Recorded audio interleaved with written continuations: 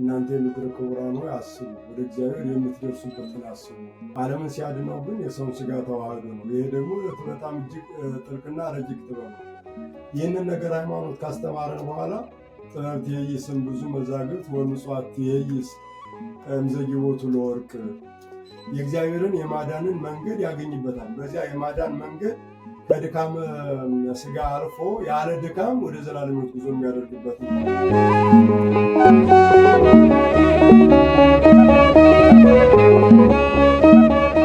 በስመ አብ ወወልድ ወመንፈስ ቅዱስ አሐዱ አምላክ። ጤና ይስጥልኝ አድማጭ ተመልካቾቻችን፣ በልዑል እግዚአብሔር ስም እንደምን ሰነበታችሁ? ይህ ቤተ ተክሌ ነው። ቤተ ተክሌ በሳምንት 3 ቀናትን ለአድማጭ ተመልካቾቻችን በተለያየ ርዕስ ዝግጅቱን ያቀርባል። ዛሬ የዕለተ ሐሙስን መርሃ ግብር የምናቀርብበት ጊዜያችን ነው። እንደተለመደው በዚህ በስቱዲያችን ክቡር መጋቢ ሐዲስ ሥላሴ ይገኛሉ። እኔ ዜማውን በማዜም እሳቸው ትርጓሜውንና ሚስጥሩን እያሰሙን አብረን እንቆያለን። ያው እንደተለመደው እናንተም ይህንን በማዳመጥ ለሌላውም እንዲያዳምጠው በማጋራት የቸርነት ስራችሁን እንድትሰሩ እናሳስባለን። እንደተለመደው መርሃ ግብራችንን በጸሎት እንጀምራለን። በጸሎት የሚያስጀምሩን ክቡር መጋቢ ሐዲስ ምስጢረ ሥላሴ ናቸው። ወደ እሳቸው ወስዳችኋል። በስመ አብ ወመንፈስ ቅዱስ አሐዱ አምላክ ወቅድስት ሥላሴ ወዘአምነትማስነከ ደከ ሰይጣን በዛቲ ቅድስት ቤተ ክርስቲያን ተይት የሰማይ ማርያም ሲሆን ለዓለም ዓለም ናኩተ ከዚሁም ሲባል ከማርከ ከዚሁም ተመከነ ከዚሁም ከነ ለስመከ ቅዱስ ንሰግድ ለከ ወዘለከ ይሰግድ ሁሉ ብርኮን በልተኛ ሰማን ተካውን ካማልቱ ይዘገሰነ ሰነገሰና ካንተ ለሁሉ ይስከረ ሁሉ ዘነፍስ ወንጀዋ ከማረነ ቅዱስ ወልከን ዘላንተ መሰሶ ሲል ከመዝወር የምሕረት ቸርነት ባለቤት እግዚአብሔር አምላካችን የነቢያትን የሐዋርያትን የቆንቱ ጉባኤ እንደባረከኛንም የልጆችን ጉባኤ ባርክልን፣ ቀድስልን፣ አይነ ልቡናችንን አብራልን። የቅዱስ ያሬድ አባታችን በረከት ረድኤት ያሳድርብን። ለሰማያውያን ዝነ ልቡና እንድታድላቸው ለሁላችንም ኃይለ ቃሉን ምስጢሩን ጥበቡን ማስተዋሉን እንድትገልጽልን እንለምናለን። አቡነ ዘበሰማያት ከማሁ በምድር ሲሳየነ ዘለለ ዕለትነ ሀበነ ዮም ወኅድግ ለነ እነዚያ ከይት መንግስት ኃይለ ስብሐት ለዓለሙ ሰላም ምስክር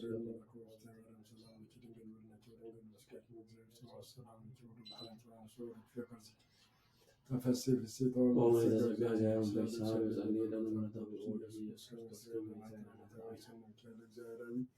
ጊዜ ኢየሱስ ክርስቶስ ሠራያት ያስራያት ያትያዋት ያተኩሉ ህዝብ ካቤት ከማት ከማይስራት ያት እግዚአብሔር ይፍቱን ይባርክልን ይቀድስልን። እግዚአብሔር ይስጥልን። ቅድም በመግቢያ እንደተናገርኩት በየሳምንቱ የምናቀርበው የጾመ ድጓ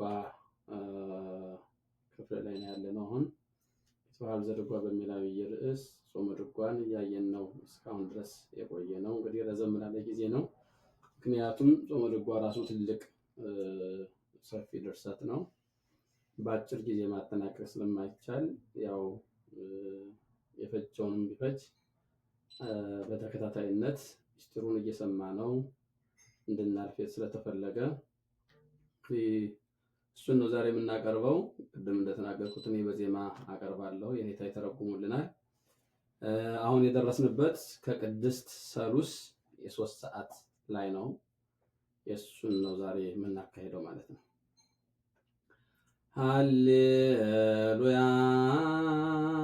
ለአብ ሃሌሉያ ለወልድ ሃሌሉያ ወለመንፈስ ቅዱስ ንሴብህ ወንዜምር ለቅድስት ቤተ ክርስቲያን። በስመ አብ ወወልድ ወመንፈስ ቅዱስ አሐዱ አምላክ አሜን። የቤተ ተክሌ ተከታታዮች በዓለም ዳርቻው ዙሪያ ያላችሁ በሀገር ውስጥ በሀገር ውጭም የምትገኙ ኦርቶዶክሳውያን ሁላችሁም በእግዚአብሔር ስም እንደምንሰነበታችሁ፣ እንደምንዋላችሁ፣ እንደምን አደራችሁ። ለዚህ ጊዜ ያደረሰን በምሕረቱ በቸርነቱ የጠበቀን በመግቦቱ ያልተለየን ቸርነቱ የማያልቅ ስራው የሚደንቅ የቸርነት ባለቤት እግዚአብሔር አምላካችን በምሕረቱ በቸርነቱ ጎብኝቶ ለዚህ ለዚህ ሰዓት አድርሶ ይህንን የምሕረት አደባባይ አዘጋጅቶ እንድንወያይ የቅዱስ ያሬድ አባታችንን ትምህርቱን እንድንሰማ ምክሩን፣ ዝናቱን፣ ተግሳጹን እንድንቀበል ጣዕመ ዜማውንም ደግሞ እንድናጣጥምና በጣዕመ ዜማው መሰላልነት ወደ ሰማያዊት ርስት ወደ መንግሥተ ሰማያት ልቡናችን እንዲቀርብ ወደ እግዚአብሔር እንዲሰበሰብ ይህን ዕድል የሰጠን እግዚአብሔር አምላካችን ስሙ የተመሰገነ ይሁን። ለክቡር አባታችን ለኔታ ሊቀ ጠበብት ተክሌ ሲራክ ዳላስ ደብረ ብርሃን ቅድስት ሥላሴ ደብረ ድጓና ያቋቋመ መምህር እግዚአብሔር አምላካችን ቃለ ሕይወት ያሰማልን፣ ረጅም ዕድሜ ይስጥልን። ዛሬ የምንገኘው በቤተ ተክሌ ውስጥ ነው። ቤተ ተክሌ ምናልባት የት እንደሚገኝ ለማታውቁ በዳላስ ደብረ ብርሃን ቅድስት ሥላሴ ቤተክርስቲያን በዳላስ ከተማ የሚገኝ ነው። ስለዚህ አድራሻውንም እንድታውቁት ለማለት ነው። እንደተለመደው የኔታ ያዜሙልንን ነገር እኔ ወደ አማርኛ በመለወጥ አብረን እንቆያለን። እግዚአብሔር አምላካችን ሚስጥሩን ጥበቡን ማስተዋሉን ያድለን እያልኩኝ ወደ እሱ እሄዳለሁ። የዛሬው ከምስጋና ነው የጀመረው። ሃሌሉያ ለአብ፣ ሃሌሉያ ለወልድ፣ ሃሌሉያ ለመንፈስ ቅዱስ ንሴብሖ ወንዘምር ለቅድስት ቤተክርስቲያን። ለአብ ምስጋና ይገባል፣ ለወልድ ምስጋና ይገባል፣ ለመንፈስ ቅዱስ ምስጋና ይገባል። ንሴብሖ ወንዘምር ፈጽመን እናመሰግናለን ለቅድስት ቤተክርስቲያን። በቅድስት ቤተክርስቲያን ለአብ ለወልድ ለመንፈስ ቅዱስ ምስጋና እናቀርባለን ነው እያለ ያለው ቅዱስ ያሬድ እና በዛሬው ድርሰት ውስጥ አንድነት ሶስትነት ጎልቶ ተሳክቶ ተሟልቶ የተነገረበት ምስጋና ነው ቅዱስ ያሬድ ያቀረበው። ይህም እንግዲህ የቅዱስ ያሬድ የዚህ የጾመ ድጓ ድርሰቱ ነገረ ሃይማኖትን ማለትም የሥላሴን አንድነት ሶስትነት ምስጢረ ሥጋዌን እንዲሁም ደግሞ ነገረ ልደቱን ከጽንሰቱ እስከ ልደቱ እስከ ስቅለቱ እስከ ሞቱ እስከ ትንሣኤውና እስከ ዕርገቱ እንዲሁም እስከ ዳግም ምጽአቱ ያለውን የምንማርበት ነው። ከዚያ ሲያልፍ ነገረ ማርያም የእመቤታችን የቅድስት ድንግል ማርያም ክብር፣ ንጽሕና፣ ቅድስና ከሴቶች ሁሉ የተለየች የተባረከች የተቀደሰች መሆኗ ተዘርዝሮበታል። የቅዱሳን መላእክት ልዕልናቸው፣ ክብራቸው፣ አማላጅነታቸው፣ ጠባቂነታቸውና ጸሎታቸው ሰፍሮበታል። ከዚያ ባለፈ ደግሞ ከዘመድ ባዳ ከሀገር ምድረ በዳ ይሻላል ብለው ጤዛ ልሰው ደንጊያ ተንተርሰው የሚኖሩ በጾም በጸሎት የተወሰኑ ቅዱስ ያሬድን የመሰሉ እንዲሁም ደግሞ ቅዱስ ያሬድ የመሰላቸው ማለት ከቅዱስ ያሬድ በፊት የነበሩ ቅዱሳን አባቶቻችን ክብራቸው የተገለጠበት ነው እና በዚህ ጾመ ድጓ ውስጥ በጣም ትልቅ ትምህርት ነው የምናገኘው እና ከነዚህ መካከል ለዛሬ አሁን መነሻ ያደረገው የአንድነት የሶስትነትን ትምህርት ነው። የምናመልከው አምላካችን ምስጋና የምናቀርብለት የምናመሰግነው አምላካችን ደግሞ የምናመልከው ያም ደግሞ የስም የግብር የአካል ሶስትነት የባህሪ የህልውና የአገዛዝ የስልጣን አንድነት ያለው መሆኑን ገልጿል።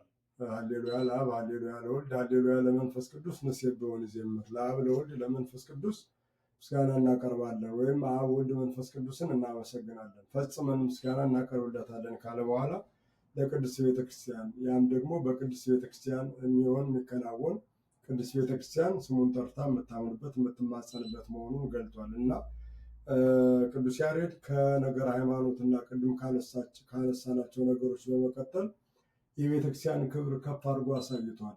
ለዚያ ደግሞ መሰረቱ የአብ የወልድ የመንፈስ ቅዱስ ስም በአብ በወልድ በመንፈስ ቅዱስ ስም ማመን እንደሆነ መስክሩልናል። ይህ በቅዱስ ወንጌል የተነገረ ነው። እንግዲህ በማቴዎስ ወንጌል ምዕራፍ 28 ከቁጥር 19 ጀምሮ ለቅዱሳን ሐዋርያት የተሰጠው መመሪያ ጌታችን አምላካችን መድኃኒታችን ኢየሱስ ክርስቶስ ያስተማረው ወደ ዓለም ሁሉ ሂዱ፣ በአብ በወልድ በመንፈስ ቅዱስ ስም እያጠመቃችሁ ደቀ መዛሙርቴ አድርጓቸው ነው ያለና ያንን ስም መሰረት አድርጎ ምስጋናውን እየጀመረ ነው ያለው ቅዱስ ያሬድ እና ኦርቶዶክሳዊ ተዋሕዶ ቤተክርስቲያን የቅዱስ ያሬድን ድርሰት የምትጠቀመው በነገረ ሃይማኖት እንዲሁም ደግሞ በነገረ ቤተክርስቲያንና በነገረ መላእክት በነገረ ቅዱሳን በጣም የጠለቀና የረቀቀ ትምህርት ያለውና በጣም ጥርት ያለ ከወርቅ ይልቅ የጠራ ስርዓተ አምልኮ የሚፈጸምበት ምንም አይነት ባዕድ ስህተት የሌለበትና በእውነት እንደ ወርቅ የጠራ እንደ ፀሐይ የሚያበራ ሰፊ የነገረ እግዚአብሔር እውቀት ያለው በመሆኑ ለስርዓተ አምልኮ ለምስጋና መፈጸሚያ ትጠቀመዋለች።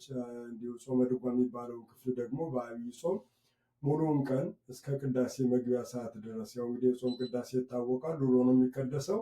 እስከዚያ ሰዓት ድረስ በሊቃውንት አባቶቻችን ቅዱስ ያሬድን በመሰሉ በተከተሉ ሊቃውንት በየዕለቱ የሚቀርብ ምስጋናም ነው እና በዚህ ውስጥ ከእግዚአብሔር ጋር ያላትን ግንኙነት የምትገልጥበትና አምልኮቷን የምትፈጽምበት የምታከናውንበት ነገረ እግዚአብሔርን መሐሪነቱን ቸርነቱን የምትመሰክርበት የእመቤታችንን ልዕልና ንጽሕና ቅድስና ዘላለማዊ ድንግልና የአምላክ እናት ወላዲተ እግዚአብሔር መሆኗን እንዲሁም ደግሞ ቅዱሳን በተጋድሎ ያገኙትን ጸጋና ክብር የሚመሰክርና ሁላችንም ያንን ወደ መምሰል ጉዞ እንድናደርግ የሚመራን ነው ማለት ነው እና በዛሬው ይህንን ነገረ ሃይማኖት አንስቷል። እንግዲህ የነገረ ሃይማኖት ጉዳይ የአንድነት የሶስትነት ትምህርት በብሉይ ኪዳን በአዲስ ኪዳን በእያንዳንዱ በየገጹ በየአንቀጹ በሰፊው የተዘረዘረ ነው። እዚህ ላይ ሰዓታችን በሚመጥን ልክ በጥቂቱ ነው የምናየው ጊዜያችን የማይፈቅድልን ስለሆነ እና ይህንን ቅዱስ ያሬድ አባታችን ብሉይን አዲስን ተርጉሞ አጣጥሞ በሊቃውንት የትርጓሜ ስልት ቀምሞ ለሁላችን አቅርቦልናል። ስለዚህ አንድነቱን ሶስትነቱን አምነን በቅድስት ቤተክርስቲያን እግዚአብሔርን እያመሰገንን አንድነቱን ሶስትነቱን እየገለጥን እያረጋገጥንና እየመሰከርን መኖር የሚገባን መሆኑን ቤተክርስቲያን ይህን የምታደርግ መሆኗን ነው እየነገረን ያለው። እንግዲህ የቤተክርስቲያንን ጉዳይ ሲወሳ በማቴዎስ ወንጌል ምዕራፍ 16 ከቁጥር 13 ጀምሮ እንደምናገኘው የክብር ባለቤት ጌታችን አምላካችን መድኃኒታችን ኢየሱስ ክርስቶስ በፍኖተ ቂሳርያ ሰዎች የሰውን ልጅ ማን ይሉታል ብሎ ባቀረበው ለደቀ መዛሙርት በቀረበው ጥያቄ ውስጥ ለቅዱስ ጴጥሮስ ስልጣነ ክህነትን እንዲሁም የቤተክርስቲያን መሰረትን ሲነግረው እናያለን። አንተ አለት ነህ፣ አንተ አለትነት ላይ ክብርት ቤተክርስቲያንን እመሰርታታለሁ፣ የገሃነም ደጆች አይችሏትም አያናውጿትም፣ በምድር ያሰርከው በሰማይ የታሰረ ይሆናል እያለ ስልጣነ ክህነት ቤተክርስቲያን የምትገለገልበት እንዲሁም ደግሞ በቤተክርስቲያን ያለው ቤተክርስቲያን የምትሰራበት ስልጣነ ክህነትና እንዲሁም ደግሞ ክህነት ሰፍኖባት ሰልጥኖባት የምትኖር ቅድስት ቤተክርስቲያን እንዳለች ያችም ደግሞ የእግዚአብሔር አንድነት ሶስትነት የሚገለጥባት የሚመሰክርባት መሆኗን ነው። ምክንያቱም ለቅዱስ ጴጥሮስ የጥያቄ መልስ የሰጠው እግዚአብሔር አብ በደመና ተገልጦ አንተ የሕያው እግዚአብሔር ልጅ ክርስቶስ ነህ በለው የሚለውን መልስ የሰጠው ራሱ ባለቤቱ እግዚአብሔር አብ ነው እና ያ ምስክርነት በቅድስት ቤተክርስቲያን እንዲሁ በንባብ በትርጉም በምስጢር ከዚያ ሲያልፍ በዜማ በጣዕመ ዜማ እንዳውም በምስጋና መልክ የሚቀርብ መሆኑን ነው የምናየው እና ቤተክርስቲያን ብዙ ጣዕመ ጸጋ ያላት በቅዱስ ያሬድ ደግሞ በጣም በዚህ ጾመ ድጓ በተባለው ድርሰት ውስጥ በጣም ከፍ ብላ ጎልታ የምትታየው ቤተክርስቲያን ናት። ምክንያቱም ነገረ ሃይማኖት ሲነሳ ሲወሳ በአብ በወልድ በመንፈስ ቅዱስ መጠመቅ ሲነሳ ያለ ቤተክርስቲያን የሚሆን ጉዳይ አይደለም።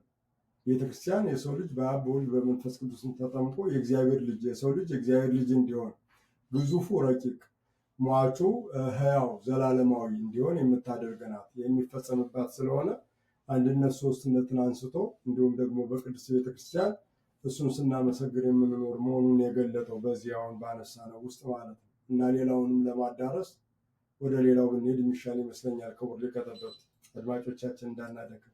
እሺ፣ እግዚአብሔር ይስጥልን፣ ቃላት ያሰማልን። ከዚህ ቀጥሎ አቡን ነው።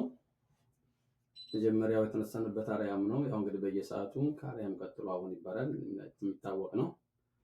ሃሌሉያ ሃሌሉያ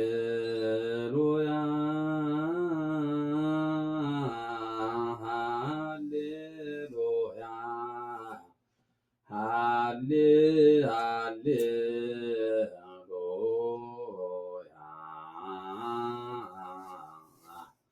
ቀዳሜ ጥበብ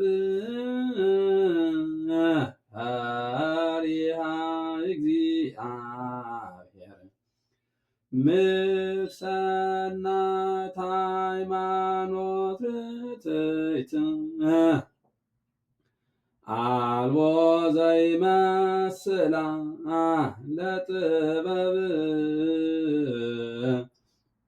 ጥበብ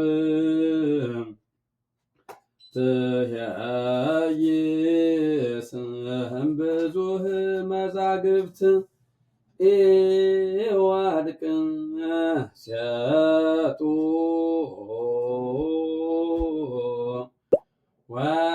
ወኢብሩር ተውላጡ ክቡራት መሰረታ ሐጾር ያውዳ ጥበብት ያይስ ብዙህ መዛግብት ሃልዮ ላሊክሙ ክቡራነ ምድር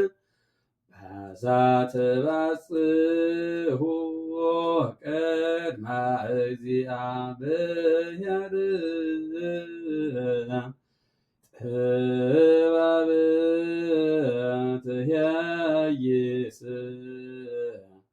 እምብዙህ መዛግብት ምጽዋት ትሄይስ እምዘጊቦቱ ለወርቅ።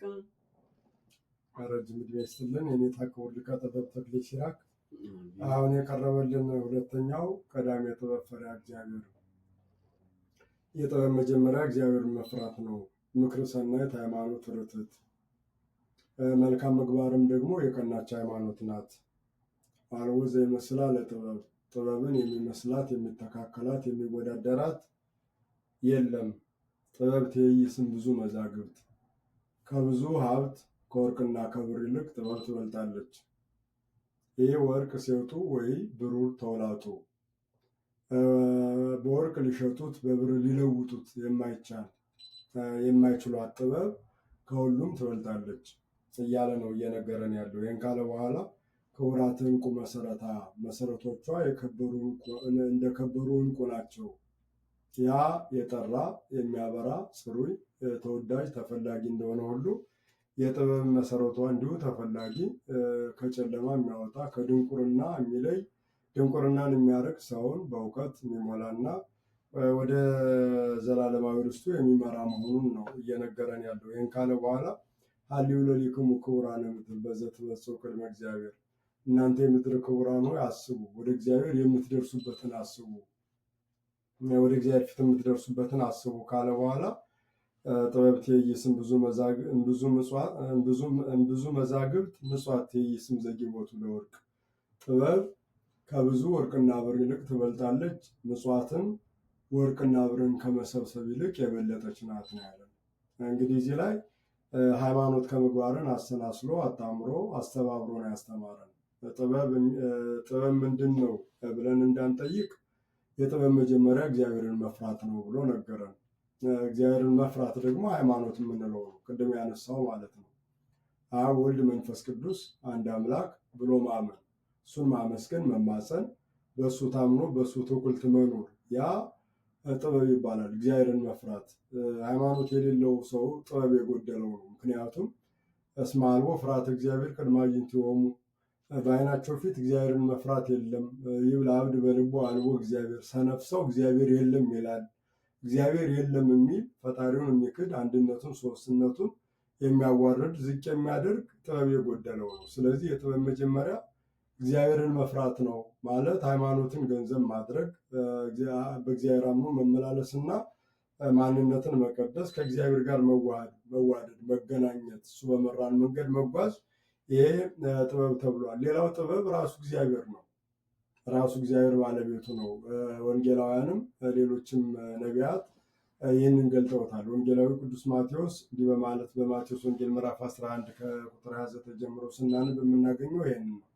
ጥበብ ጸድቀት እምደቂቃ ወምግባራ፣ ጥበብ ከስራዋ የተነሳ ከልጆቿ ይልቅ ተደነቀች ታወቀች እያለ ይጠራል።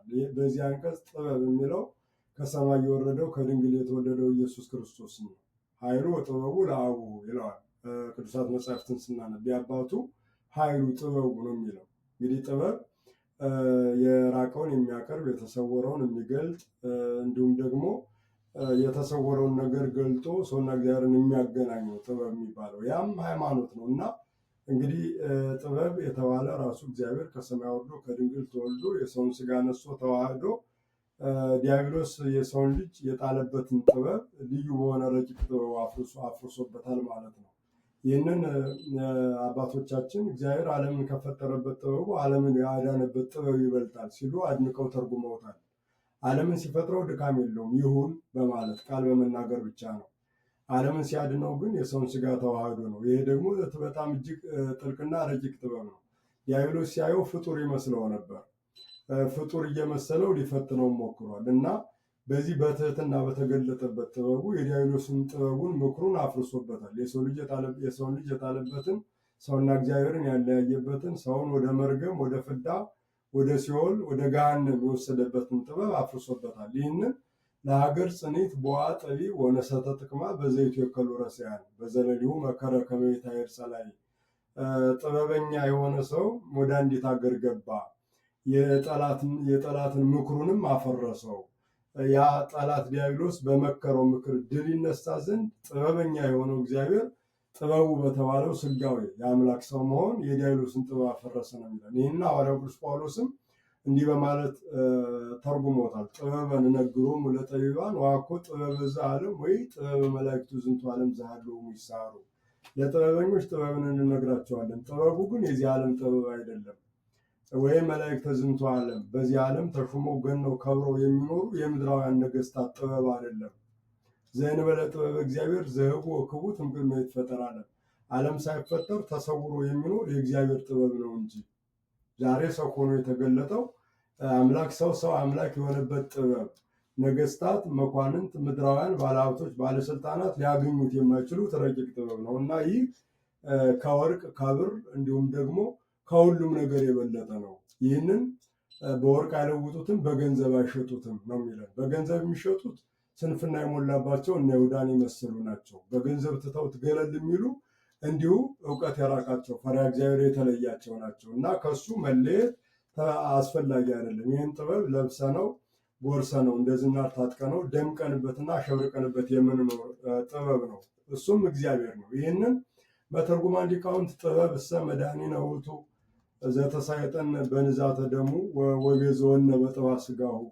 ጥበብ የተባለው ስጋውን ቆርሶ ደሙን አፍሶ ያዳነን መድኃኒታችን ኢየሱስ ክርስቶስ ነው ሲሉ ተርጉመውታል። ቅዱስ ያሬድም እንደ አንድ ተርጓሚ የጥበበኛው የሰሎሞንን ሀሳብ አመጥቶ እዚህ ላይ በዝርዝር ከዚህ ጥበብ ሳንለይ ወደዚህ ጥበብ ቀርበን መኖር እንደሚገባን ካስተማረን ከዚህ ጥበብ የሚበልጥ ጥበብ ከዚህ ጥበብ አስቀድሞ የሚመረጥ ምርጫ ውስጥ የሚገባ የሌለ መሆኑን የጥበብ መጀመሪያ እግዚአብሔርን መፍራት ነው በማለት ካስተማረን በኋላ ይህን በወርቅ በገንዘብ በብር መለወጥ እንደማይገባን ወርቁ ብሩ ለስጋ ሕይወታችን የሚጠቅም አይተነው የሚጠፋ አግኝተን የምናጣው ነው። እሱ ግን ለዘላለም አብሮን የሚኖር ጥበብ ነው እና ይህንን ጥበብ ከማንኛውም በላይ የበለጠ ቅድሚያ ልንሰጠው የሚገባ መሆኑን አሳይቶናል። እሱም እግዚአብሔር ነው።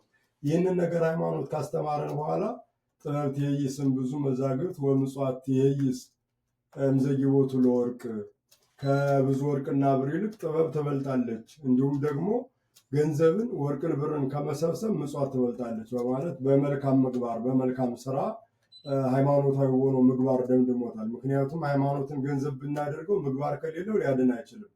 ሃይማኖትማ አጋንንትም አላቸው፣ ያምናሉ፣ እግዚአብሔርን መኖር ያውቃሉ፣ ስሙ ሲጠራ ይንቀጠቀጣሉ። ነገር ግን መልካም ሰርተው መንግስቱን የሚወርሱበት እድል የላቸውም እና እኛም አንድነቱን ሶስትነቱን ካመን ይህን ጥበብ ማለት ሚስጥረ ስጋዌን ከተቀበል ሁለተኛው ሃይማኖታችን የሚገለጥበት እሱን አሜን ብለን ከተቀበል በሶስተኛ ደረጃ መልካም መስራት ተገቢ መሆን እንዳለበት ነው የሚያሳየን። ይህም ክርስቶስን መምሰል ማለት ነው።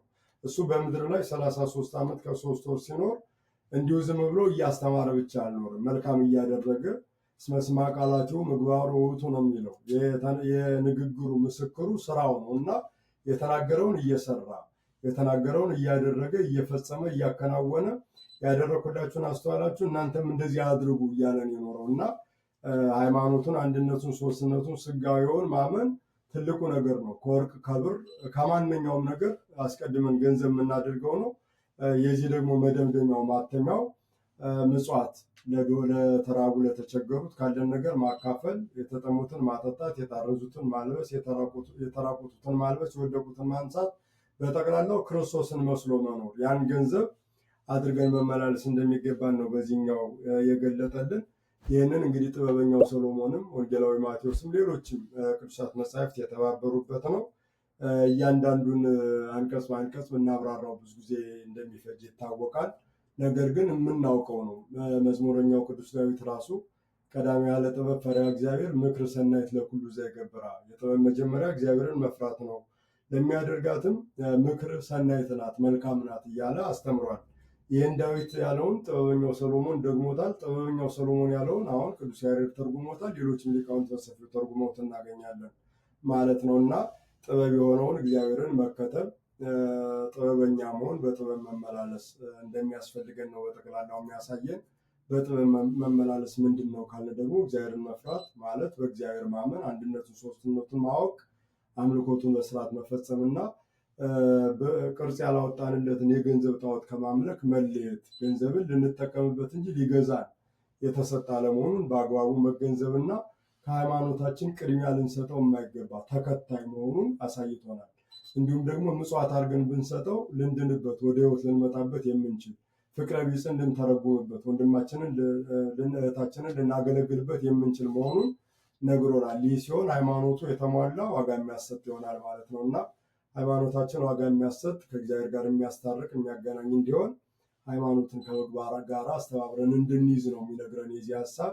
እነዚህን ሁለት ነገሮች ይዘን ከእግዚአብሔር ጋር አንድ ሆነን እንድንኖር እግዚአብሔር አምላካችን ይፍቀድልን። ወደ ክቡር ሊቀ ጠበብት ተክሌ ሲራክ እንሄዳለን። የዜማውን ጣዕመ ዜማ ደግሞ ያሰሙናል። ቃለ ሕይወት ያሰማልን። እጅግ በጣም በሚገርም ሁኔታ ነው የገለጹልን ያስረዱን። እግዚአብሔር አምላክ እድሜና ጤና ይስጥልን። ከዚህ ቀጥሎ አርባዕት ነው። ሀሳቦሙ ነያ ጽዮን ሀገር ቅድስት አመሎ ይእቲ መድኃኒት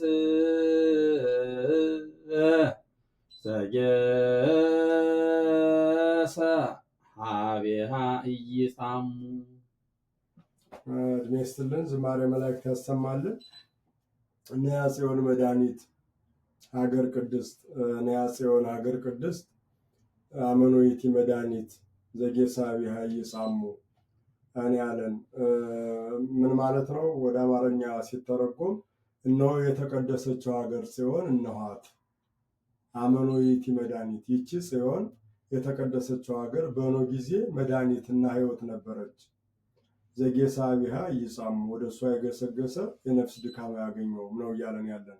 እንግዲህ በዚህ ውስጥ ቅዱስ ያሬድ በጽዮን መቅደስ ፊት ለፊት ቆሞ ሰማያዊት ኢየሩሳሌምን እያሰበ እንዲሁም ደግሞ አማናዊት ጽዮን ድንግል ማርያምን እየተመለከተ እንዲሁ አበው በምሳሌ ያስቀመጡትን ነገር ነው እየተረጎመልን ያለ ነው። አመኖይቲ መድኃኒት፣ በኖህ ጊዜ መድኃኒት ናት ነው ያለን። እንግዲህ የኖህን ዘመን ስናየው ጥፋት የበዛበት፣ የጥፋት ውሃ የዘነበበት፣ የሰው ልጆች ርኩሰት ከፍ ያለበት፣ በቅድስና ያሉ ሰዎች ቁጥር በጣም እጅግ የመነመነበት ዘመን ነው። የሰው ልጆች ከደብረ ቅዱስ ወርደው ያለቁበት ዘመን ነው የኖህ ዘመን። ከአዳም ጀምሮ እስከ ዘመነ ኖህ ድረስ የሰው ልጆች በደብረ ቅዱስ ይኖሩ ነበር።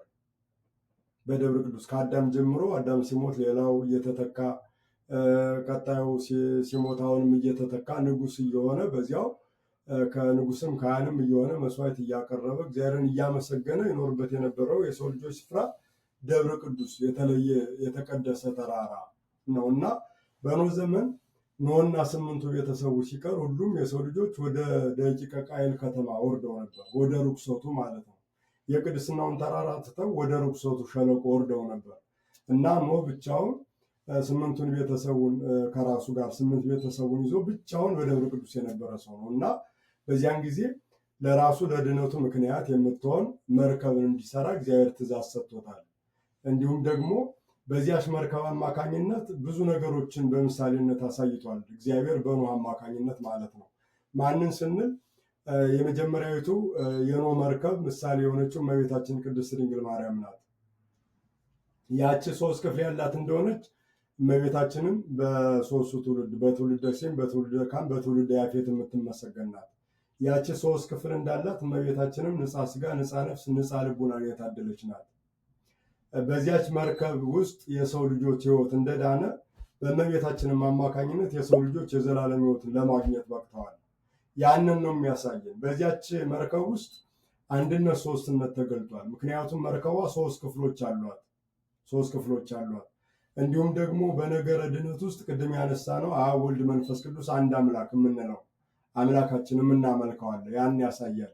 በዚያ ውስጥ የጥፋት ውሃ አለ፣ ለጥፋት የወረደ ለሚያምኑት ግን ለድነት የሆነ የጥፋት ውሃ ምድርን ከርኩሰቷ ያጠበ መዳን የሚገባቸውን ደግሞ መርከቧን ወደ ላይ በማንሳፈፍ ያዳነ ለጥፋት የወረደ ለድነት የሆነ ነው ያ የጥፋት ውሃ። ያ ደግሞ የጥምቀት ምሳሌ ነው፣ እናየዋለን ማለት ነው። አሁንም የሰው ልጅ ከርኩሰት ለመቀደስ እንዲሁም ከሞት ወደ ሕይወት ለመምጣት በጥምቀት አማካኝነት ያ የጥፋቷ ምሳሌው በሆነለት ጥምቀት አማካኝነት በደሉ ተደምስሶ ሰውነቱ ተቀድሶ የእግዚአብሔር ልጅ መሆን የሚችልበት ጥበብ አለ እና በዚያ ውስጥ አንደኛዋ የኖህ መርከብ በኖህ ጊዜ መድኃኒት ናት።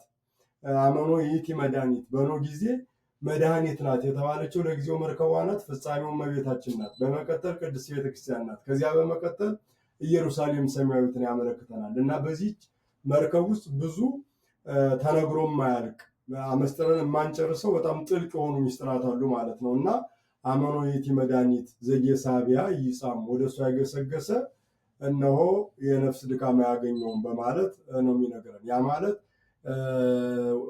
ምሳሌውን ለመረዳት ወደ ኖህ መርከብ በእግረ ሕሊና ጉዞ ማድረግ አለበት የሰው ልጅ። በኖህ መርከብ የተፈጸመው እንዲሁ ዝም ብሎ ለአንድ ጊዜ የተከናወነ ክስተት አይደለም። በውስጡ ብዙ መልእክቶች አሉት። ብዙ ጥበቦችን የሰነቀ ጥልቅ ምስጢር ያለው መሆኑን ለመረዳት ወደዚያ መገስገስ አለበት። ወደዚያ በእግረ ሕሊና ጉዞ የሚያደርግ ያን ምስጢር ለመመርመር ልቡናውን፣ አእምሮውን፣ እዝነ ልቡናውን፣ አይነ ሕሊናውን በሙሉ ለዚያ የሚሰጥ እየጻሙ ወደዚያ የሚገሰግስ ድካመ ነፍስ አያገኘውም ማለት የእግዚአብሔርን ማዳን ይረዳበታል ማለት ነው። የእግዚአብሔርን የማዳንን መንገድ ያገኝበታል። በዚያ የማዳን መንገድ ከድካመ ስጋ አልፎ ያለ ድካም ወደ ዘላለም ሕይወት ጉዞ የሚያደርግበት ነው። ያንን የሚነግረን። ሌላው ወደ እመቤታችን ንጽህናዋን፣ ቅድስናዋን፣ የአምላክ እናት መሆኗን ይህንን ለመመርመር ወደ እሷ እናትነቷን ናፍቆ የሚገሰግስ ሁሉ ድካመ ነፍስ የሌለበት መሆኑን ያሳየናል። ማለት ጉድለት ቢኖረው ትሞላለታለች። አማላጅነቷ፣ ጽላሎተ ረድኤቷ ከእሱ ጋር ይሆናል እና ድካሙን የምታረቅለት ከኃጢአቱ ቁስል የኃጢአቱን ቁስል የምታደርቅለት የምትፈውሰው መሆኗን ያሳያል። በሶስተኛ ደረጃ ደግሞ ጽዮን ያላት ቅድስት ቤተክርስቲያን ናት። ጽዮን ማለት እንደምታውቁት አምባ፣ መጠጊያ፣ መሰወሪያ፣ መሸሸጊያ ማለት ነው። ቅድስት ቤተክርስቲያንም ኃጥአን ከዓለም አምልጠው ከዲያብሎስ መዳብ አምልጠው በእግዚአብሔር ቸርነት ጥላ ስር የሚሰውሩባት እውነተኛዋ ጽዮነ ሥጋ ነፍስ ቤተክርስቲያን ናት። ያችን ነው እያሳየን ያለው። ወደ እሷ የሚሄድ ዘጌሳቢያ ይጻሙ፣ ወደ እሷ የሚገሰግስ አይደክምም ነው የሚለን። የስጋ ድካም አያገኘውም እያለን አይደለም። የስጋ ድካምማ ዘጻመው በዓለም ያህዩ ለዙሩፉ ነው። በዚህ ምድር ላይ የደከመ ለዘላለም ሕያው ሆኖ ይኖራል ነው የሚለን። ነገር ግን የነፍስ ድካም የለበትም፣ የነፍስ ድካም አያገኘውም እያለን ያለው። ስለዚህ በምሳሌነቷ ወደ ኖህ መርከብ፣ በምሳሌዋ ትርጉም ወደ እመቤታችንና ወደ ቅድስት ቤተክርስቲያን፣ በእነዚህ መሰረትነት ደግሞ ወደ ዘላለማዊ ርስታችን ወደ መንግስተ ሰማያት ጉዞ ማድረግ ይገባል። ምክንያቱም የዘላለም ድካም የሌለባት ወርሰናት የምንኖራት ርስታችን መንግስተ ሰማያት ናት እና ያችን ነው አሁን በዚህ ድርሰት ውስጥ ያሳየን። እንዳልኳችሁ ይህንን ለመረዳት የኦሪት ዘፍጥረት ምዕራፍ 8 ምዕራፍ 9ን በደንብ ማንበብ፣ መገንዘብ፣ ማሰላሰልና ምሳሌውን አይቶ ከምሳሌው ወደ አማናዊ ለመሸጋገር ያን ሙሉን ማንበብ ጠቃሚ ነው። ለአሁኑ ጊዜያችንን ለመቆጠብ ወደ ሌላው ብናልፍ ጥሩ ነው። ክቡር ሊቀ ጠበብት ቃለ ሕይወት ያሰማልን። ያው እንግዲህ በተመስጦ እየሰማን ነው። የሚገርም ስለሆነ ምስጢሩን በጣም እግዚአብሔር አምላክ ጸጋውን ያበዛልዎት አባት ሞት እድሜና ጤና ይስጥልን። እሺ፣ ከዚህ በመቀጠል ቅንዋት ነው። አስተርእዮ ቤት ስብሐተ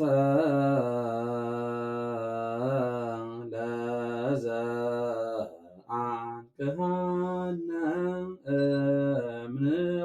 እምንዋምንፍየኑ አኮ ማህሌተ ዘምስለ ተጋንዮ ነአርግ ለዘተሰቅለ ዲበ ዕፀ መስቀል። ያው ቅዱስ ያሬድ አንድ ልማድ አለው። ጥልቅ የሆነ የነገር ሃይማኖት ሀሳብ ያነሳል። ያንን ካብራራ በኋላ ደግሞ ማመስገን ልማዱ ነው። ይሄ እንግዲህ የቅዱሳን አባቶቻችን በተለይ ጣዕመ ዝማሬ ላይ የደረሱ አባቶቻችን ሕይወት ነው። የሚያምኑትን ያመሰግኑታል፣ የሚያመሰግኑትን ያምኑታል። ያንን በምስጋና ይገልጡታል፣ ያስተምሩበታል። እና አሁን እዚህ ላይ ያለን ስብሐት ለዘአንቃሐነ እምነአምንፌኑ ከእንቅልፍ ላነቃን፣ የሌሊቱ የጨለማው ማዕበል አስተሞ እንዲያስቀረን ከእንቅልፍ ላነቃን፣ ከድካም ላጸናን ምስጋና እናቀርባለን። አኮቴተ ዘምስለ ተጋንዮ ነአርግ ለዘተሰቅለ ዲበ ዕፀ መስቀል። በመስቀል ላይ ለተሰቀለውም ከምስጋና ጋራ ለእሱ ከመገዛት ጋራ አሁንም ምስጋና እናቀርባለን እያለ ነው ያለው። ያው እንግዲህ ከላይ አንድነትን ሶስትነትን ነግሮን ነበር። በዚያ ውስጥ ደግሞ የእግዚአብሔርን ማዳን ጥበቡን እያሳየን ነበር የመጣው። የአንድነት ለማግኘት ወደ ቅድስት ቤተክርስቲያን ወደ እመቤታችን መጠጋት ቅድስት ወደ ሆነችው ሀገረ ክርስቶስ ወደ ተባለችው እመቤታችንና ቤተክርስቲያን መጠጋት እንዳለብን ነግሮን ነበርና ወደዚያ ከተጠጋን በኋላ ደግሞ የክብር ወራሾች የስሙ ቀዳሾች ለመሆን በምስጋና ሕይወት መኖር እንደሚገባል፣ ስንተኛም ስንነቃም ማመስገን እንደሚገባን የነገረን። ይህን እንግዲህ ኦሪትም ያዛል። መኒን ዘተሐውሩ መኒን ዘትቀውም መኒን ዘተነውም ወይም መኒን ዘትትነሳ የተርሳ ተዘክሮት እግዚአብሔር አምላክከ በኩሉ ጊዜ በኩሉ ሰዓት። ስትቀመጥ ስትነሳ፣ ስትተኛም ስትነሳ፣ ስትቆም ስትሄድ ፈጣሪ እግዚአብሔርን ማመስገንን አትርሳ የሚለውን ቅዱስ ያሬድ ከእንቅልፍ ላነቃን ለእሱ ምስጋና እናቀርባለን። የነግ ምስጋና እናቀርብለታለን። ጨለማውን ያሳለፍክልን፣ ብርሃኑን ያጎናጸፍክልን፣ ለዚህ ጊዜ ያደረስከን፣ ከደዌ ሥጋ ከደዌ ነፍስ የፈወስከን፣ ድነተ ሥጋ ድነተ ነፍስ የሰጠህን፣ ይህን ጊዜ የሰጠህን አንተን የነግ ምስጋና እናቀርብልሃለን ይለዋል። እንግዲህ የነግ ምስጋና ከጠዋቱ 12 ሰዓት ጀምሮ እስከ 3 ሰዓት ባለው ጊዜ የሚቀርብ ነው እና በዚህ ጊዜ ቤተክርስቲያን በስብሐተ ነግ እንዲሁም ደግሞ በኪዳን እግዚአብሔርን ታመሰግናለች፣ ቅዱስ ቅዱስ ትለዋለች እና ያንን ቤተክርስቲያን ቅዱስ ቅዱስ ብላ የምታቀርበውን ምስጋና ለስብሐተ ለዘአንቃሐነ እምነአምንፌኑ ከእንቅልፍ ላነቃን፣ ከንዋ መሐኬት ከስንፍና እንቅልፍ እንዲሁም ደግሞ ከክደት እንቅልፍ ከኃጢአት ከበደል እንቅልፍ ላነቃን ለሱ ምስጋና እናቀርባለን። ስብሐተ ዘምስለ ተጋንዮ ነአርግ ለዘተሰቅለ ዲበ ዕፀ መስቀል። ለሱ ከመገዛት ጋርም አለ። እንዲሁ ዝም ብሎ ምስጋና አይደለም፣ ልባዊ የሆነ ለሱ ከመገዛት እሱን ከመፍራት አንድነቱን ሶስትነቱን ከማወቅ ከመረዳት ጋር ነው ምስጋናው የሚቀርበው። በልማድ አይደለም ዝም ብሎ የሚቀርበው ምስጋናው። የቅዱሳን አባቶቻችን ምስጋናቸው፣ ጸሎታቸው፣ ልመናቸው ዘልማዳዊ አይደለም።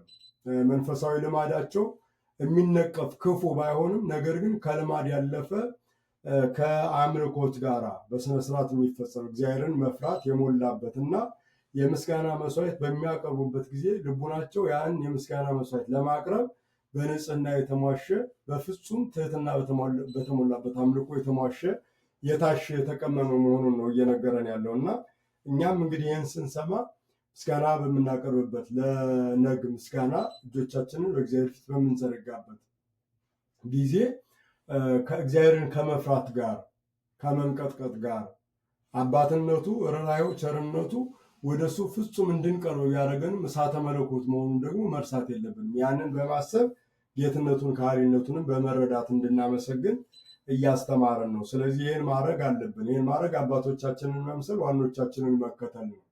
ይህን እነሱ በዚህ መልኩ ካመሰገኑት እኛም ማመስገን የሚገባን በዚህ መልኩ መሆኑን ያሳየናል የቅዱስ ያሬድ ትምህርት ማለት ነው እና ከእንቅልፋችን ስንነቃ ከመኝታችን ስንነሳ እኛ ከማናውቀው እሱ ከሚያውቀው ክፉ ነገር ሁሉ የሰወረን የጠበቀን ልንቆጥረው የማንችለውን ቸርነቱን ያደረገልንን ወደፊትም የሚያደርግልንን አምላካችንን ማመስገን ለሚመጣው ነገር ደግሞ መለመን እንደሚገባን ቅዱስ ያሬድ ነግሮናል።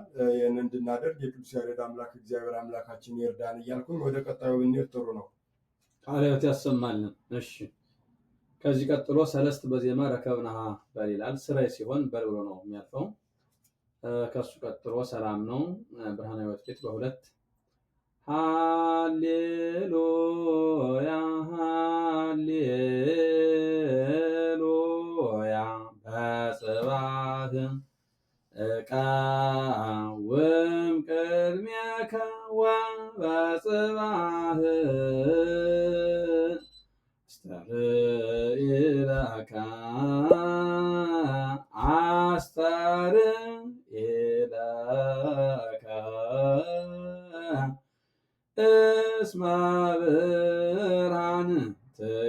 ጸሎትከ እግዚኦ ሰላመከ ሀበነ። በጣም የሚገርም ነው። ዝማሬ መላእክት ያሰማልን የኔታ።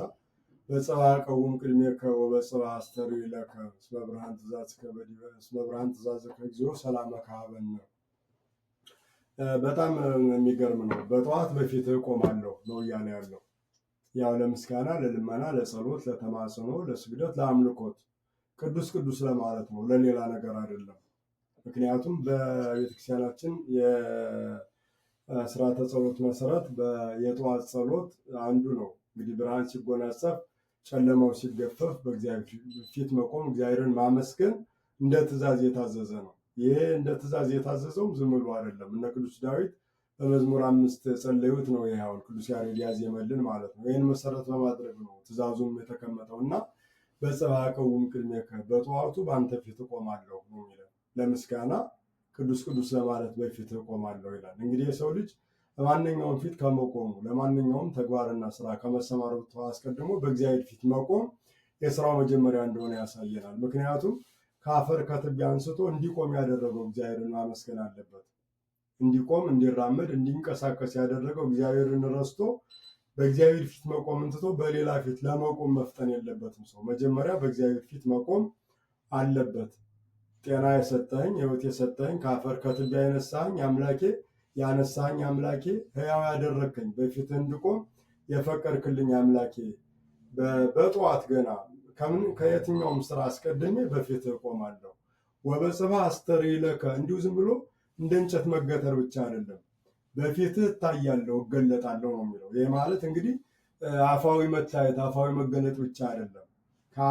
ከአፋ እስከ ውስጥ ከውጭ እስከ ውስጥ ያለ ማንነቱ በእግዚአብሔር ፊት ግልጥ የሚታይ የሚሰወር ነገር የሌለ መሆኑን ያሳያል። ይህም ማለት ከእግዚአብሔር የሚሰወር ነገር እንደሌለ ኃጢአት ሰርተን ብንደብቀው ሰው አላየንም ብለን ጨለማን ተገን አድርገን የሰራናቸው ነገሮች ሁሉ በፊቱ የተገለጡና የተራቆቱ እንደተገለጠ መጋረጃ እንደተከፈተ በር የተከፈተ በር የተገለጠ መጋረጃ ሁሉም ውስጥ ያለውን እንደሚያሳይ ሁሉ በእግዚአብሔር ፊት የኛ ሕይወት የተገለጠ የማይሰወር ነው እና ወአስተርእዮ ለከ በፊትህም እታያለሁ፣ በምሕረትህ ታየኛለህ፣ እኔ ደግሞ ኃጢአቴን በመናዘዝ በፊትህ እታያለሁ፣ ይቅር እንድትለኝ በምስጋና እለምናለሁ እያለ ነው ያለው። ይህን ካለ በኋላ እስመ ብርሃን ትእዛዝከ በዲበ ምድር በምድር ላይ ትእዛዝህ ብርሃን ነውና አቤቱ ሰላምህን፣ ፍቅርን፣ አንድነትን ስጠን በማለት በልመና ይደመድመዋል ማለት ነው። እንግዲህ በፊቱ የመቆማችን በሱ ፊት መታየታችን ሰላምን እንድናገኝ ሰላምን እንዲሰጠን ለመጠየቅ ነው። ሰላም ከሱ የሚገኝ ሀብት ነው፣ ልቡናዊ ሀብት ነው። ከሱ የሚገኝ ከሌላ የማንበደረው ሌላ አካላት በብድር ሊሰጡን የማይችል በጣም ትልቅ ስጦታ ነው እና አቤቱ ሰላምን ስጠን በማለት በነገር ሃይማኖት ጀምሮ ሰላሙን እንዲሰጠው እግዚአብሔርን በመለመን ይደመድመዋል ማለት ነው የዛሬውን ሀሳብ እና እኛም ሁላችን ነገር ሃይማኖትን መሰረት አድርገን ማለት አንድነቱን ሶስትነቱን መሰረት አድርገን ከሶስቱ አካላት አንዱ አካል ሰው ሆኖ በምድር ላይ ተመላልሶ ስጋውን በመስቀል ላይ ቆርሶ ደሙን አፍሶ ቤዛ ሕይወት እንደሆነን ካመን በኋላ መልካም እየሰራን ሰላም እንዲሰጠን እየጠየቅነው መኖር የሚገባን መሆኑን አባታችን ቅዱስ ያሬድ ያስተምረናል እና ቅዱስ ያሬድ በጣም የሚደንቅ ሊቅ የሚደንቅ መምህር ከቃል ያለፈ በተግባር የተደገፈ በተግባር እያደረገ የሚያስተምር ነው። እያደረገ መምህራን ሁሉ ትምህርቱን ካስተማሩ በኋላ የቤት ስራውን የሚሰጡት ለደቀ መዛሙርት ነው። ሰርተው አይደለም የሚያሳዩት። ይህን ሰርታችሁ ነው ብለው የቤት ስራ ሸክም አሸክመው ነው የሚሰዱት። ቅዱስ ያሬድ ግን እያደረገ እየተገበረ እየኖረ የሚኖር መሆኑን እያሳየ በተግባር እየተረጎመ የሚያስተምር መምህር ነው እና እንዲህ አይነቱን መምህር መከተል ያስፈልጋል። እንዲህ አይነቱን መምህር መከተል ትምህርቱ በሕይወት የተኖረ የተተገበረ የተፈተነ የታየ ስለሆነ መከተል ያስፈልጋል። እሱን ብንከተል እሱን ወደ መምሰል ነው የምንደርሰው፣ ከእግዚአብሔር ጋር ወደ መገናኘት ነው የምንቀርበው እና ያን እንድናደርግ ቅዱስ ያሬድ አቤቱ ሰላምን ስጠን ብሎ በልመና ነገሮቹን ደምድሟል እና በእግዚአብሔር ፊት ከምንቆምባቸው ጉዳዮች አንዱ ምስጋና ነው። ቀጣዩ ደግሞ ልመና ነው። ምስጋናው ስለተደረገልን ሲሆን ልመናው ስለ ጉድለታችን ነው። የጎደለን ነገር ብዙ ስለሚሆን ጉድለታችን እንዲሞላ የጠመመ ሕይወታችን እንዲቃና ከእግዚአብሔር ጋር ያለን ግንኙነት የበለጠ እንዲጠነክር አቤቱ ሰላምን ስጠን ብሎ መለመን አስፈላጊ እንደሆነ ጸጋ በዝቶልኛል፣ ሀብት በርክቶልኛል ብሎ አንደበትን ለጉሞ ገለል ማለት ተገቢ እንዳልሆነ ያሳየናል ቅዱስ ያሬድ። እንኳን ስጋዊ ቁሳዊ ሀብት መንፈሳዊ ሀብት ቢሞላን እንኳ ከልመና ሕይወት መለየት የለብንም። እግዚአብሔርን ከመለመን ከመማፀን ከማመስገን መራቅ የለብንም። ምክንያቱም በለመንነው ቁጥር ጸጋን የሚሰጥ እግዚአብሔር ነው። እሱ ራሱ ስላለ ለምኑ ይሰጣቸዋል፣ አንኳኩ ይከፈትላቸዋል፣ ለለመነው ሁሉ የለመነ ሁሉ ይሰጠዋል፣ የፈለገም ሁሉ ያገኛል፣ ያንኳኳም ሁሉ ይከፈትለታል ነው ያለን እና ይህን የወንጌል ቃል እየኖረው እየተገበረው እየፈጸመው እናያለን ማለት ነው። እና እኛ ደግሞ እውነት ለመናገር ጉድለታችን ብዙ ነው። እግዚአብሔር ቸር ስለሆነ ቆመን እንሄዳለን እንጂ ስህተታችን ተቆጥሮ የሚያልቅ አይደለም። ከራስ ፀጉራችን የበዛ ኃጢአት በቀን እንሰራለን። በክፉ ሀሳቡ፣ በሐሜቱ፣ በስንቱ ነገር እንበድላለን። እውነት ለመናገር በደላችን እኮ ዘርዝሮ መጨረስ አይቻልም እና ለዚህ ሁሉ ጠዋት በእግዚአብሔር ፊት መቆም፣ በሱ ፊት መታየት ማለት ንስሐ መግባት፣ ኃጢአታችንን መናዘዝ፣ ታምኖ ኃጣው እኔም በደለኛውን ማረኝ ይቅር በለኝ ብሎ እግዚአብሔርን መለመን ነው በፊቱ መታየት ማለት እንጂ ዝም ብሎ እንዲያው ሄዶ በፊቱ ቆሞ መመለስ ማለት አይደለም። እንዲያው እንደተከደነ ተከድኖ ይብሰል አይደለም። የኛ ሕይወት ተገልጦ በእግዚአብሔር ፊት መታየት አለበት። የእግዚአብሔር ዓይኖች በሆኑ በካህናት አባቶቻችን ፊት በንስሐ መታየት አለበት፣ መጎብኘት አለበት። የታመመ ሰው ወደ ሐኪም ቤት ሄዶ የሚደብቀው የሰውነት ክፍል የለውም። በቃ የተሰማውን የህመም ስሜት ከራሱ ላይ ለማስወገድ እና ከህመሙ ለመፈወስ ድነትን ለማግኘት የበሽታውን ሁኔታ በዝርዝር ለሐኪሙ ያስረዳል። ሐኪሙ ሊያየው የፈለገውን የትኛውንም የአካል ክፍሉን ለሐኪሙ ግልጥ እንደሚያደርግ በእግዚአብሔር ፊት መታየት፣ ፈዋሻችን፣ አዳኛችን፣ መድኃኒታችን እሱ በሆነው በእግዚአብሔር ፊት በካህናት አማካኝነት በንስሐ በፊቱ መታየት ማለት መናዘዝ፣ ንስሐ መግባት፣ መዘጋጀትና የእግዚአብሔርን ይቅርታ መለመን፣ ሰላምን ስጠኝ ማለት አስፈላጊ መሆኑን ነው የሚያስተምረን። የሰላም ባለቤት እግዚአብሔር አምላካችን ለሁላችንም ሰላሙን አንድነቱን ያድለን። በፊቱ ለመቆም በፊቱ ለመታየት የበቃን የተዘጋጀን ያድርገን። እዚህ ላይ የምናበቃ ይመስለኛል። ክቡር አባታችን ሊቀ ጠበብት ተክሌ ሲራክ መልእክት ካለዎት መልእክትዎትንም አስተላልፈው ጠቅለል እናደርገዋለን። እሺ፣ እግዚአብሔር ይስጥልን፣ ቃለ ሕይወት ያሰማልን። እጅግ በጣም ልዩ መርሃ ግብር ነበረ። ያው አድማጭ ተመልካቾቻችን በጣም እንደተማራችሁበት እንደተጠቀማችሁበት እናምናለን። እንግዲህ ለእንደነዚህ አይነቱ መምህራን እግዚአብሔር አምላክ አስበ መምህራንን አስበ ሊቃውንትን ያድልልን፣ እድሜና ጤና ይስጥልን ብለን ከመመረቅ ውጭ ሌላ ማለት አንችልም። ብቻ እግዚአብሔር ጸጋው ብዙ ነው። አባቶቻችንን እንዲህ አንደበታቸውን የረታ የቀና አድርጎ እኛን ይመክራል፣ ያስተምራል። እንግዲህ እኛ ማስተዋል ከኛ ይጠበቃል። እግዚአብሔር ማስተዋልን ያድለን እላለሁኝ። ቅድም እንደተናገርኩት በቤተ ተክሌ በሳምንት 3 ቀናትን እንግዲህ ለእናንተ ዝግጅቶች እናቀርባለን። ቅድም ስናገር ምናልባት የተሳሳትኩት አለ ይመስለኛል፣ እሱን አርማለሁ። ማክሰኞ ሁልጊዜ የተዋህዶ ዘድጓ በሚል ርዕስ ነው የምናቀርበው። ይኸው አሁን የያዝነው ጾመ ድጓ ነው። እንደ እግዚአብሔር ፈቃድ ጾመ ድጓ ሲያልቅ ደግሞ ሌላው ይቀጥላል።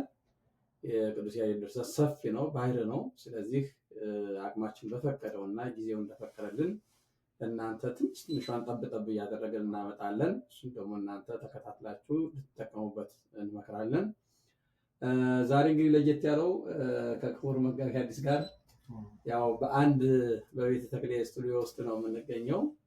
ክቡር መጋቤ ሐዲስ የቤተ ተክሌ ስቱዲዮ እንዴት እንዳዩትና ምን እንደጎደለው ምን መጨመር እንዳለበት ለተመልካችም ለአድማጭም መልእክት አስተላልፎ በዛው በጸሎት እንዲያሳርጉ እንጋብዛለን።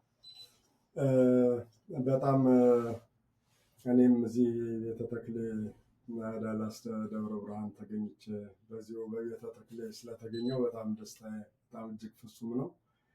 ቤተ ተክሌ ከመንፈሳዊ አኳያ ቅዱሳት መጻሕፍቱ አሉ። ያው ተተርጉሞ የሚያልቁ ቅዱሳት መጻሕፍት እዚሁ እየታዩ ነው ያሉት። መተርጉማኑም አሉ ማለት በንባብ ብቻ ሳይሆን በዜማው ትርጉሙን የሚያቀርቡ። በሌላ አነጋገር ቅዱስ ያሬድ እዚህ አለ ማለት ይቻላል። ምክንያቱም መጽሐፎቻቸው ሲነበቡ ሲተረጎሙ ቅዱሳን ይኖራሉ። ቀለሙ ሲነጥብ ሲጎድል ደግሞ በዚያው ልክ ያዝናሉ እና ቀለሙ እንዳይነጥብ ግድፈት እንዳይኖር በተገቢው መልኩ ያን የሚያቀርቡ ክቡር ሊቀ ጠበብት ተክሌ ሲራክ አሉ። ከቁሳቁስ አኳያ ያው አንድ ካሜራ ፊት ለፊት ላይ ይታያል። እንግዲህ ደግሞ የሆነ ድምፅ የሚያጎላ ነገር ይታየኛል። ፊታችንን ጥቁሩና ትንሽ በራ የሚያደርግ ነገር ፊት ለፊታችን ላይ አለ። ከዚህ ያለፈ መደራጀት ላይ ገና ጉድለቶች እንዳሉ ነው የሚያሳይ። እኔ አሁን ባለሙያ አይደለሁም። ሙያ በሌለው ሰው አይን እንኳ ጉድለቶች በጣም በሰፊው ይታዩኛል። ምክንያቱም ከአንድ ካሜራ እና ከመጽሐፍቶቹ የዘለለ ሌላ ነገር የለውም። ነገር ግን እንደ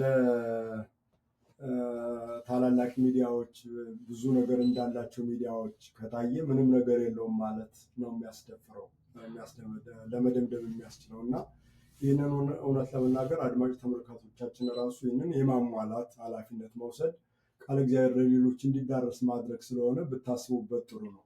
ቃለ እግዚአብሔር ወደኛ ወደ ቤታችን እንዲመጣ የቃለ እግዚአብሔር ቱቦ መዘርጋት ማለት ነው። ወይም የመብራት መስመር ወደ ቤታችን፣ ወደ ጆሮአችን፣ ወደ አእምሯችን መዘርጋት ስለሆነ መጻሕፍትም ያው አሁን ለጅማሬ አኳያ ይበቃሉ ከማለት አኳያ እንጂ ብዙ መጻሕፍት ቢኖሩ የበለጠ የሚዲያው መስፋት ጠቀሜታቸው ከፍ ያለ ነው የሚሆነው እና እንዲህ ተጀምሯል። አሁን ጋዜጠኛ የለም። ያው ጋዜጠኛም ጠያቂም ዜማ የሚያዜሙም ክቡር ሊቀ ጠበብት ተክሌ ናቸው። ወደፊት ሚዲያው እያደገ ሲመጣ ይህን ሁሉ ሊያሟላ ይችላል እና ጅማሬ ትንሽ ቢሆንም ፍጻሜ ትልቅ ይሆናል ይላል እና ያንን እንጠብቃለን እና በደንብ ተደራጅቶ ሰፍቶ ብዙ ሰራተኞች ኖረውት የራሱ ስቱዲዮ በጣም ከፍ ያለ በደንብ ዘመናዊ ስቱዲዮ እንዲች በቻውን ጌታችን የተወለደባትን የከብቶች በረት የምታህል ጠባብ ናት። በጣም ሰፋ ባለ መሰራት አለበት ማለት ከሙያው ከቅዱስ ያሬድ ሙያ ትልቅነት ቅድም ከገለጹት አኳያ ባህር ነው፣ ሰፊ ነው።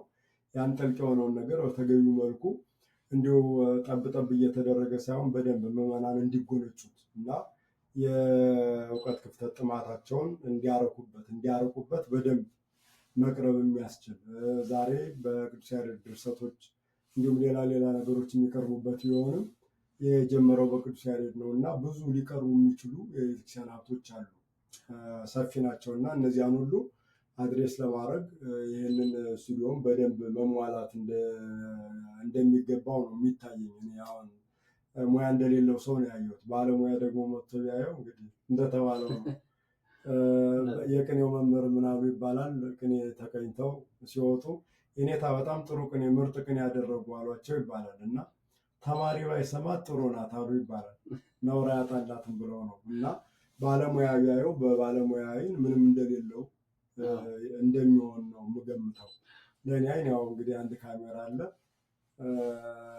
ይሄ ፊት ለፊታችን ላይ ያለው ድምፃችንን ጎላ የሚያደርገው ነገር እና ከመብራቱ የዘለለ ሌላ ነገር አይታየኝም እና ይህንን ማሟላት እውነት ለመናገር ለኦርቶዶክሳውያን ሁሉ የቤት ስራ ነው፣ ለራስ ስለሆነ ማለት ነው። ለማንም አይደለም፣ ለራሳችን የምናደርገው ከመሆኑ አኳያ ይህን መርሐ ግብር የምትከታተሉ በተለይ በእውነት በቋሚነት መደበኛ ሆናችሁ የምትሰሙ እንዲሁም ደግሞ ለዛሬ ብቻ ሳይሆን ነገ ትውልድ ሊጠቀምበት የሚችል ስለሆነ ትውልድ ራሱን በራሱ ነው ማየት ያለበት።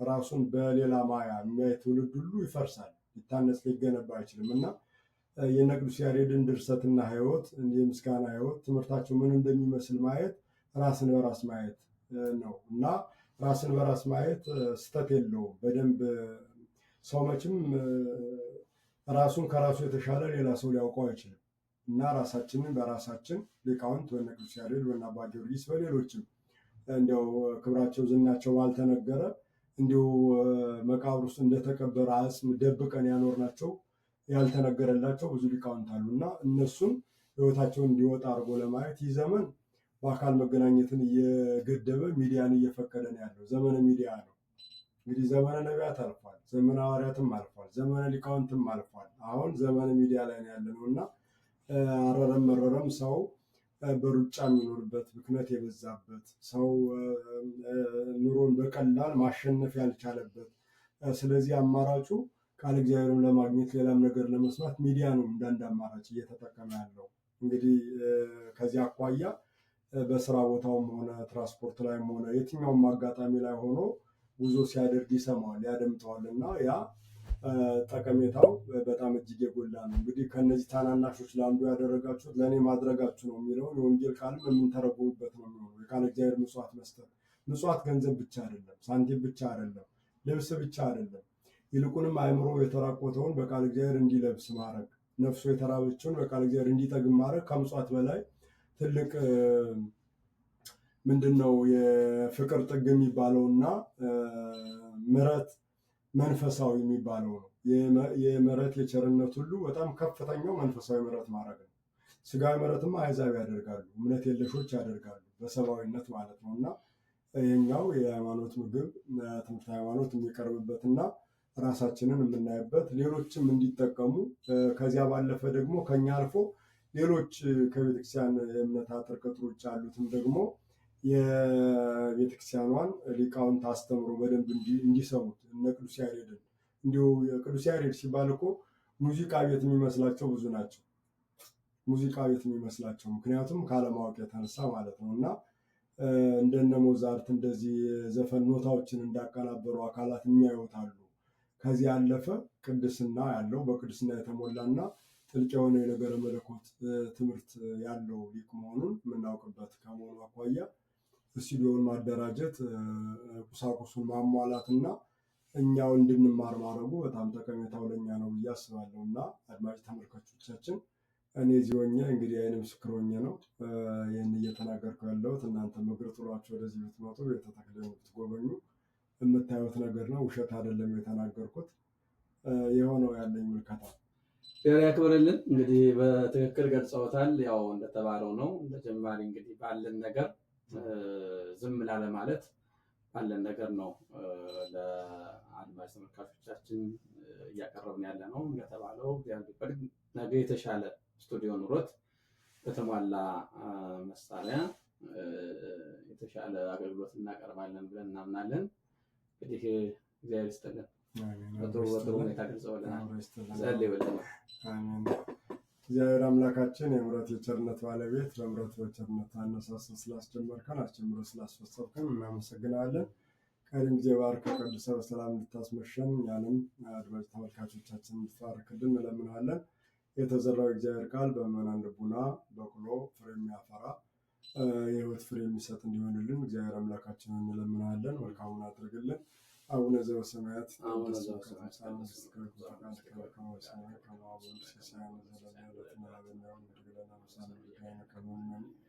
ንህድግ ለዘአበሰለነ የታባን ዚውሳን ስጠላት ነው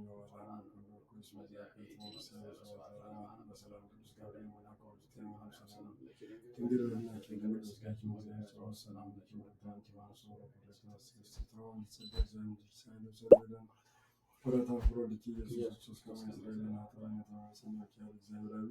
ወጊዜ ኢየሱስ ክርስቶስ ስራ ኃጢአት ኃጢአት ሁሉ ህዝብ ከሀገር ከሃይማኖት ከማይሰራ ኃጢአት እግዚአብሔር ይፍታ። እግዚአብሔር ይባርክልን። እግዚአብሔር ያክብርልን። አስመራን ያድልልን። ይቆየን።